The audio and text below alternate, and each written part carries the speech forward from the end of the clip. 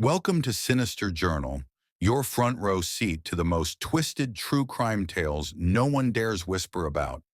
Today we're ripping open the shocking details no one knows about true crime. Stories so raw, so chilling, they expose the gut-wrenching toll violence carves into our world. We're plunging into 5 cases that seize the nation's soul, each one unveiling a shadowy, jaw-dropping twist you won't see coming. New around here? Smash that subscribe button and ring the bell, because once you're hooked, there's no turning back. Let's start with our first case. Late 1960s California quaked beneath a fog so dense it choked the night, swallowing screams whole. The Zodiac killer hunted lovers in parked cars, their radios buzzing softly as headlights stabbed through the mist. He didn't just kill, he played a cruel game with a nation, his letters spilling scorn like ink on a page. The 340 cipher, a twisted knot of symbols, mocked experts for 51 years until 2020, when it coughed up his taunt. I hope you are having lots of fun in trying to catch me. The Zodiac's letters were not just taunts. They were a psychological game. He reveled in the attention, sending cryptic messages that hinted at his identity and motives. The 340 cipher, finally deciphered in 2020, revealed his contempt for the authorities and the public. It was a chilling reminder that he was always one step ahead.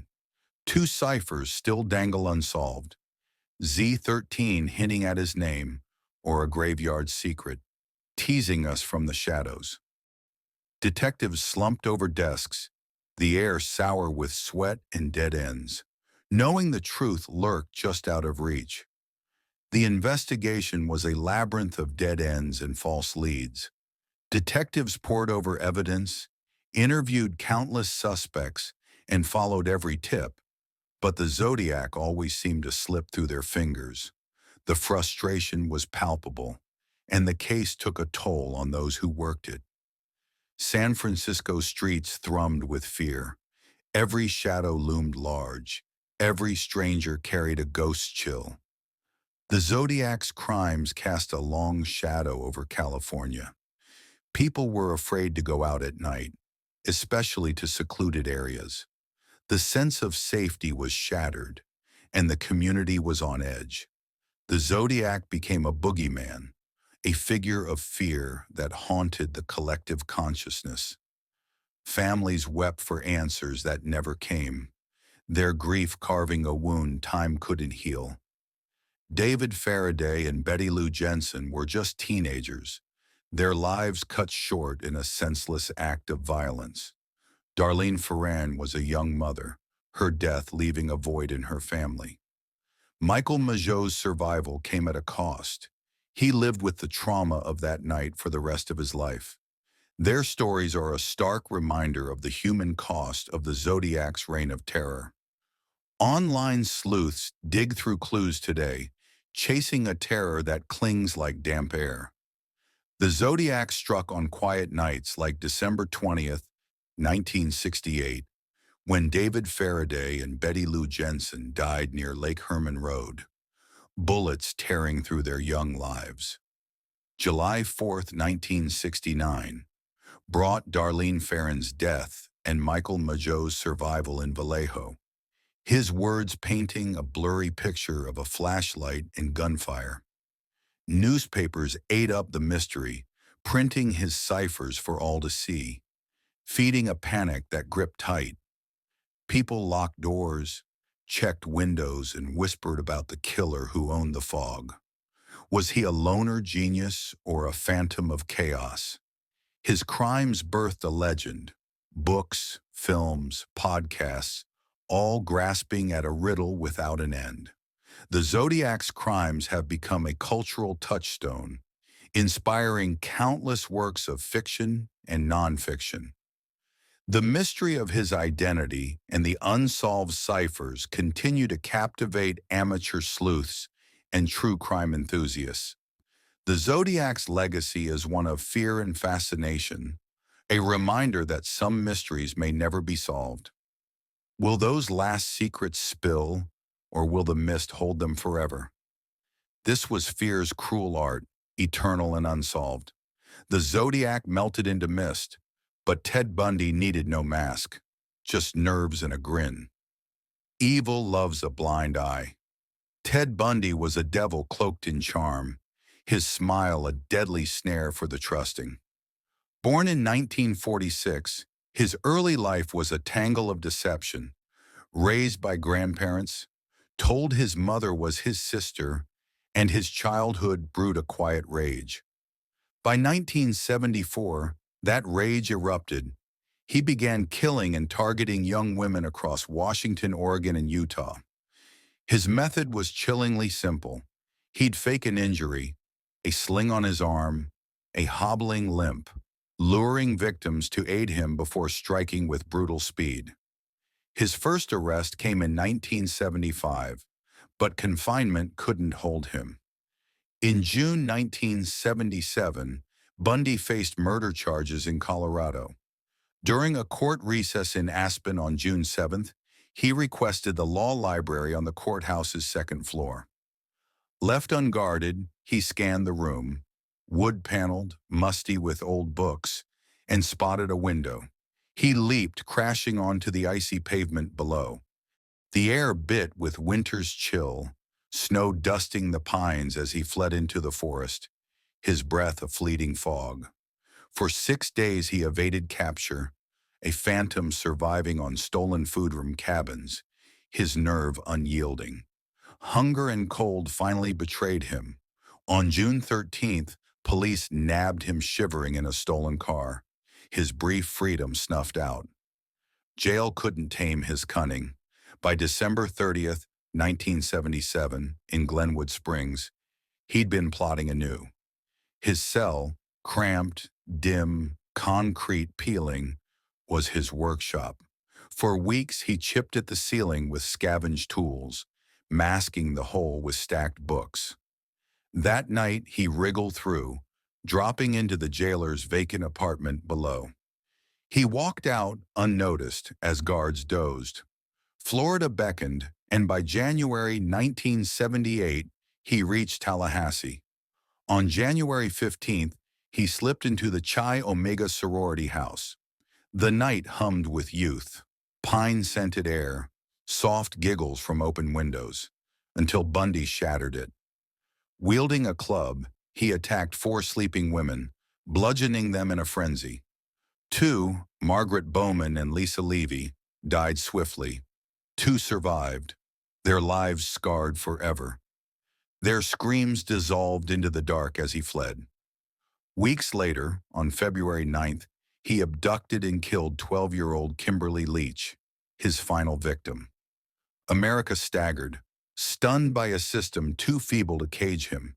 Bundy's charm had duped cops, judges, even his legal team. His 1979 trials became a spectacle. He played attorney, his voice smooth as silk, twisting truths while admirers fawned in the stands. Convicted, he faced death row. On January 24, 1989, the electric chair ended him, but his shadow lingered. His escapes laid bare a grim lesson. Evil thrives when we blink. Grief crushed families. Fear gripped towns from Aspen's snowy streets, where boots crunched his trail, to Florida's warm nights, pierced by cries. Each step taunted justice, proving monsters flourish in our blind spots. Bundy's name still haunts, a warning that charm can mask horror and vigilance is our shield. From a killer's bold flight, we plunge into Hollywood's neon abyss. The Black Dahlia's tragedy still echoes through its streets. Elizabeth Short was a dreamer, born in Boston in 1924, her sights fixed on Hollywood's shimmering allure. She arrived in Los Angeles in 1946, a young woman with raven hair and striking beauty, chasing stardom amid the city's neon glow.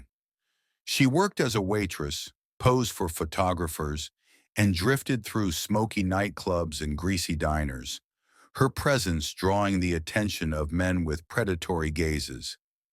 Hollywood promised fame, but beneath its polished surface lurked a sinister world of crooked deals, mob influence, and shattered aspirations. On January 15th, 1947, her dreams ended brutally when her body was discovered in a vacant lot on Norton Avenue, severed at the waist, drained of blood, her face mutilated into a ghastly permanent grin. The air carried the sweet scent of orange blossoms, a cruel contrast to the stench of decay that clung to the scene. The crime scene was a tableau of horror. Short's remains were meticulously posed, legs splayed, arms bent upward, her torso split with surgical precision. Left amid the weeds of a desolate lot, the ground was dry and cracked, dotted with sparse grass, an unremarkable patch in a city obsessed with appearances.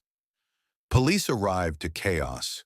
Reporters swarmed, snapping photos and trampling evidence, turning tragedy into front-page fodder. The Los Angeles Examiner blared headlines like "Fiend Tortures Kills Girl," feeding a media frenzy that sensationalized every grisly detail. The investigation stumbled from the start. Over 150 suspects emerged, including drifters, surgeons, and Hollywood insiders, yet the killer vanished into the city's shadows. Theories multiplied like weeds in the vacant lot. Some speculated a jealous lover's rage drove the murder. Others pointed to the clean cuts, suggesting a doctor's hand. Dr. George Hoddle, a wealthy physician with a sinister reputation, became a prime suspect, though evidence never pinned him down. Whispers of mob ties swirled. Had Short seen something she shouldn't have, crossing a gangster or a powerful tycoon? The police chased leads that dissolved into dead ends, while the press exploited her grieving mother, Phoebe, tricking her into confirming details for a scoop. The case's mysteries fueled outlandish tales, from serial killers to government cover-ups, keeping the public enthralled. Hollywood transformed Short into the Black Dahlia, a spectral icon of its dark side. Newspapers profited from her gore-soaked story, splashing her name across lurid headlines, while the city's underbelly revealed its cruelty. Young women like her were disposable, devoured by fame's relentless hunger. Her murder became a cultural touchstone, inspiring pulp novels, true crime books like Severed, and films such as The Black Dahlia, 2006, each probing the enigma without unearthing the truth. Decades later, her case endures, debated in online forums and dissected by amateur sleuths. The lot where she died faded back into silence, weeds reclaiming the earth, but Short's legacy lingers. Her death exposed Hollywood's rot, a glittering facade hiding predators and secrets. Elizabeth Short sought the spotlight. Instead, she became a haunting reminder of the shadows it casts.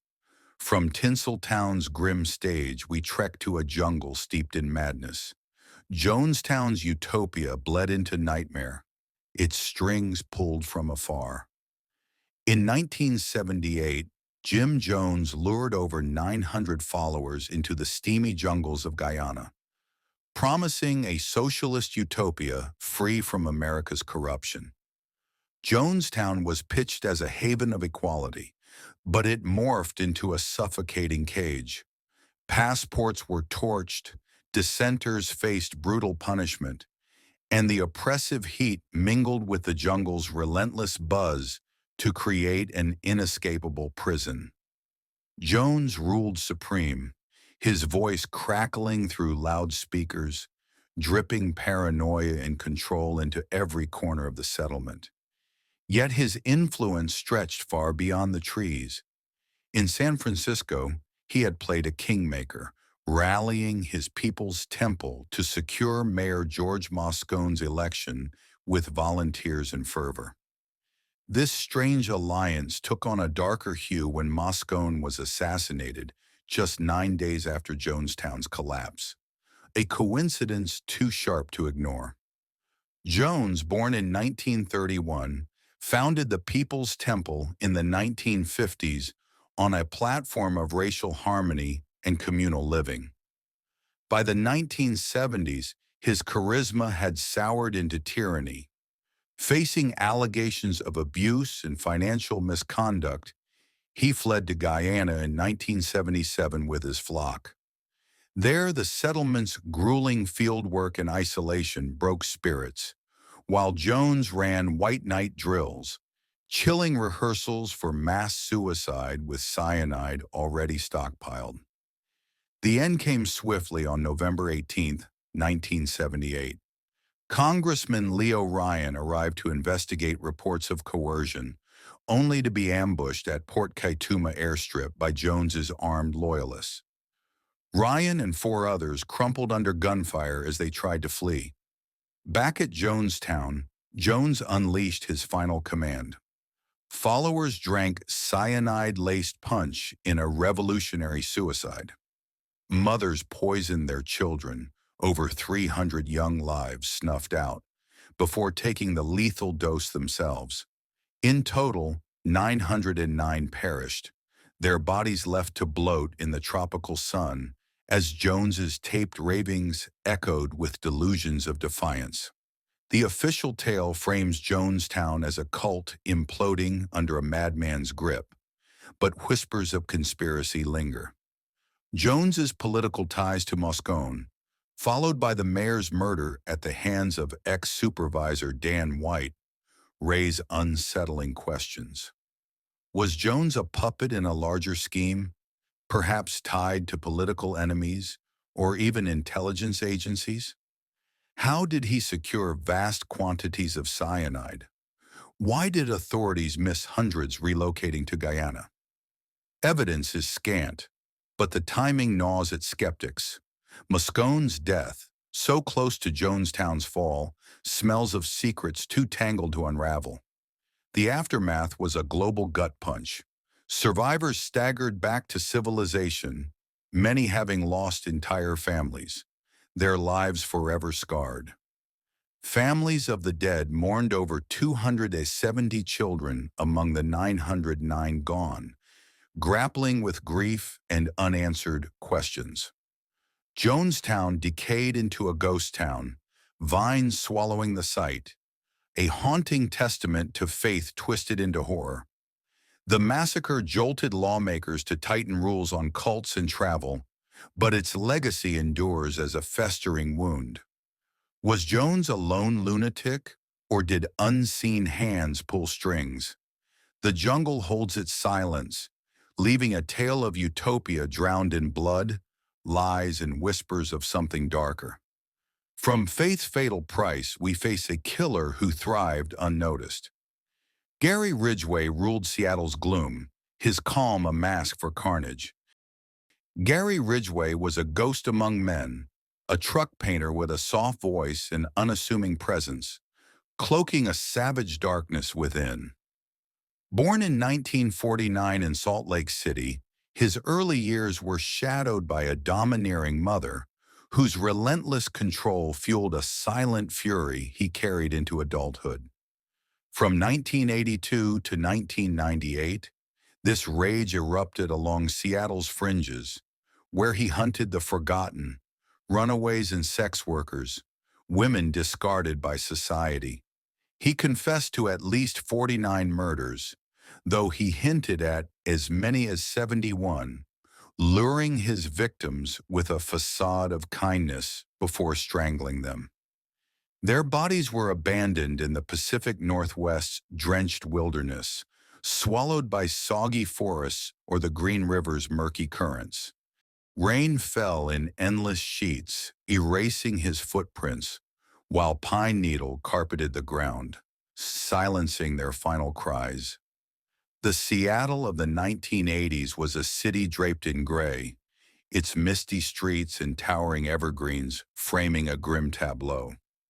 Ridgway thrived in this gloom, evading justice with chilling ease. In 1984, he faced a polygraph test and passed, his sly grin taunting detectives as they floundered in the dark. The Green River Task Force, formed that same year, battled a faceless killer with little to grasp. Technology lagged, and the sheer number of missing women overwhelmed their efforts. These women, labeled high risk by a dismissive society, vanished without fanfare. Their absence met with apathy rather than alarm. Fear seeped into the community, a quiet dread that clung like damp fog as the river became a sinister thread weaving through tales of loss. It took until 2001 for science to pierce Ridgway's veil. DNA evidence preserved from a 1987 sample linked him to 4 murders, and the trap snapped shut. Arrested, he delivered his confession with eerie detachment, recounting each killing as if tallying a ledger. No remorse, just cold precision. In a polarizing plea deal, he escaped the death penalty for life imprisonment, trading his knowledge to lead investigators to scattered remains. For families who had endured nearly 2 decades of anguish, this was a bitter pill. Relief at answers clashed with fury at his spared life. The courtroom air grew heavy with their grief, a silent scream against the injustice of his survival. Ridgway's reign exposed a rotting underbelly. Law enforcement's sluggish response and society's neglect of the vulnerable had let him kill unchecked. His ordinariness, passing polygraphs, blending into daily life, revealed a haunting truth. Evil doesn't always bare its teeth. It can wear a familiar face, slipping past unnoticed until forced into the light. The case jolted forensic science forward, cementing DNA as a cornerstone of justice, yet the cost was steep. Today, Ridgway sits confined, his voice a monotone void in rare interviews, while the forests have reclaimed his burial grounds. The Green River flows on, its waters whispering of the lost, its banks a testament to scars unhealed. His shadow endures, a stark warning. Monsters need no horns. They thrive in plain sight, killing quietly until truth, however late, strikes back. From a killer's quiet reign, these tales sear history. They scream, evil wins when we ignore it. Which haunts you most? Let us know in the comments below. We'd love to hear your perspective. If you found this video insightful, don't forget to like, subscribe, and hit the notification bell so you never miss our next investigation into the world's most compelling stories. Thanks for watching, and until next time, stay curious and stay safe.